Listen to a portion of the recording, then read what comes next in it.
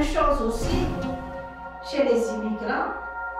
Il faut être responsable de notre choix de venir ici.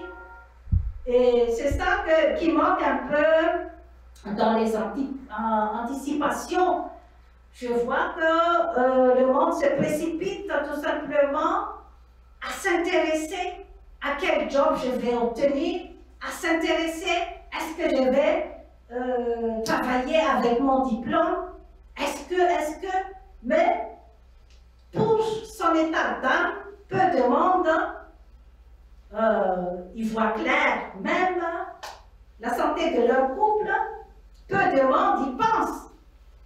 C'est pour cette raison que moi je pense que c'est mieux de faire un peu de coaching là-dedans, coaching de couple aussi, avant de venir ici.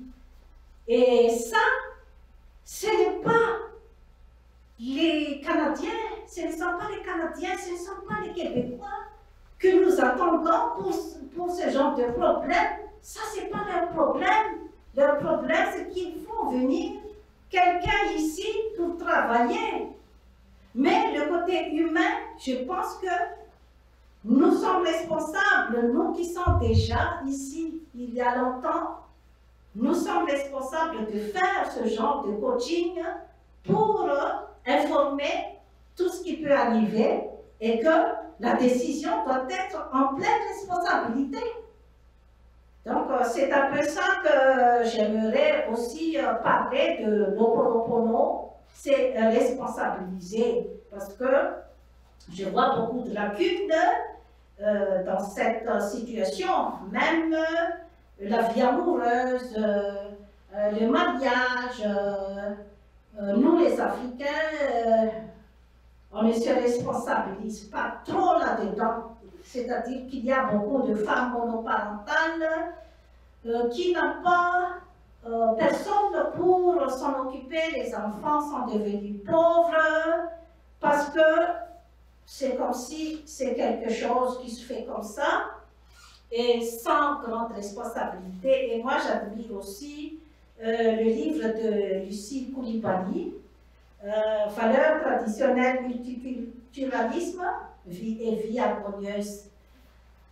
J'aime beaucoup sa sagesse là-dedans. Elle montre comment une famille vient à Montréal, une famille intellectuelle, tous les deux, le couple intellectuel, parce que là-bas, en Afrique, tout est politisé, même l'université est politisée, même le secteur intellectuel. Et si on n'est pas dans le groupe des politiciens, donc on n'a pas notre place en Afrique. C'est pour cette raison qu'il y a des fuites de cerveau en Afrique.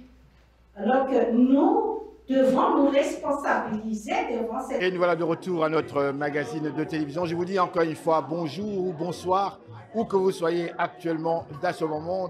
Quant à nous, nous sommes à Montréal actuellement, sur la rue Saint-Denis, au centre Africa. Ce soir, on parle de bonheur. Et nous avons avec nous une dame. Bonsoir madame. Bonsoir monsieur. Comment ça va? Ça va bien. Alors, on parle de bonheur, madame Coulibaly. Oui, le bonheur, tout le monde le cherche. Madame Coulibaly, on a cette chance de vous avoir avec nous. Vous êtes vous-même une écrivaine. Vous avez vous-même publié un ouvrage dernièrement. Mais juste rapido presto pour nos téléspectateurs, qui êtes-vous? Je suis Lucie Coulibaly Tabsoba. Je suis canado-burkinabé. Et j'ai 78 ans plein.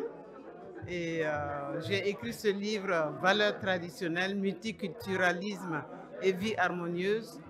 Comment transformer les écueils dans nos familles multiculturelles en une source de bonheur. C'est un livre pratique. Alors, j'aimerais connaître vos commentaires par rapport à cette rencontre d'aujourd'hui. Notre rencontre d'aujourd'hui, c'est Jeanne Forêt qui nous a conviés ici. Et elle parle du livre vert du bonheur. Elle aussi, elle parle d'immigration, de comment s'intégrer et son expérience, surtout de pouvoir s'adapter et de s'intégrer au Canada quand on vient de l'Afrique. Et ce livre nous permet justement de prendre son exemple de médecin Elle est arrivée à se reconvertir. Elle fait des choses merveilleuses. Elle écrit et elle fait des huiles essentielles à partir de nos plantes et de nos huiles et de nos médecines traditionnelles d'Afrique. Merci beaucoup, madame. D'échéance de sa misère et de son retour à la poussière. Selon le docteur Stéphane Gillan, médecin, il n'y a probablement aucune maladie aujourd'hui qui cause une souffrance aussi généralisée, tant de mauvais rendements et de perte de temps, tant d'accidents, tant de foyers brisés et de suicides que de l'hypoglycémie. C'est un groupe qui a un grand potentiel de succès, qui a fait un peu le tour du monde pour ces spectacles.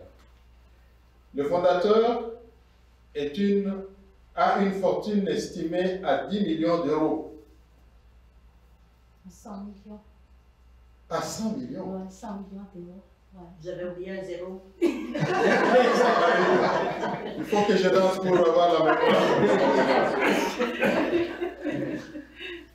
À la grande satisfaction du monde, le groupe arrivait à réaliser un spectacle pendant 4 heures de temps avec des danses et des chansons. Qui jaillit de l'intérieur est le reflet d'un esprit équilibré, en bonne santé, enthousiaste et surtout inébranlable en dépit de ce qui se passe à l'extérieur.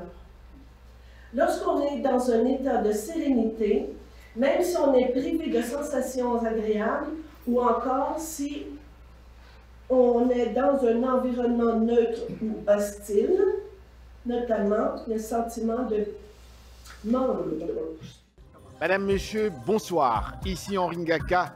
Ne ratez surtout pas nos prochaines émissions présentées à ICI Télévision depuis Montréal. Ça va causer. Et voilà, Madame, Messieurs.